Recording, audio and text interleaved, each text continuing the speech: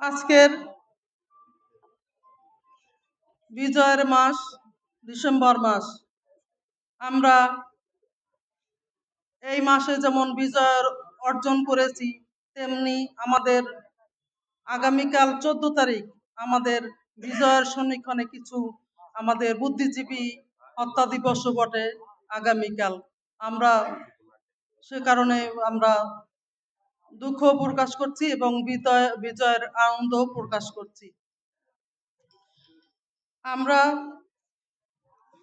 আজকে কথা বলতে পারছি বৈষম্য বিরোধী ছাত্র শ্রমিক এবং জনতার আন্দোলনের পরিপ্রেক্ষিতে।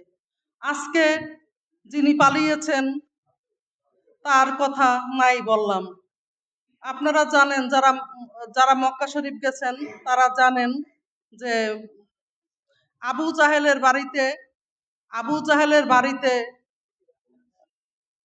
যাকে আমরা বাংলায় বলি পায়খানা, আবু জাহেলের বাড়িতে।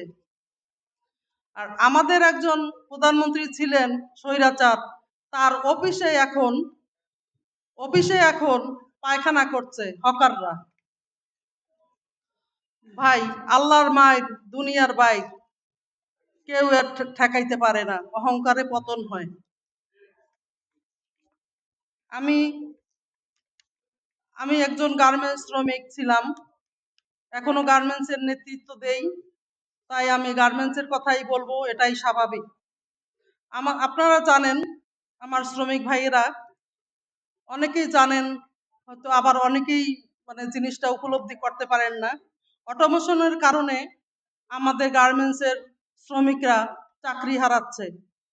কারণ এখন যা 10 জনে কাজ করেন, অটোমেশনের ফলে তা একজন দিয়ে কাজ চালানো হয়, তাহলে 9 জন শ্রমিক বেকার হয়ে গেল। এইভাবে পর্যায়ক্রমে আমাদের শ্রমিকরা চাকরি হারানোর পথে বসেছে। আমাদের এটা নিয়েও ভাবতে হবে, আপনাদেরকেও এটা সতর্ক করে দিচ্ছি যে আপনারাও বিকল্প, আমাদের এখানে নেতারা আছে তাদেরকেও জানান, তারা অবশ্যই অনেকেই জানেন যে এই বিষয়টা, এবং তাদেরকেও এই ব্যাপারে একটু বিভিন্ন জায়গায় বিভিন্ন মহলে আলোচনা করার জন্য বলবো। এবং আপনারাও একটু জেনে রাখেন যে আপনারাও বিকল্প কোনো কর্ম থাকলে সেটাও শিখে নেবেন। দ্বিতীয় হচ্ছে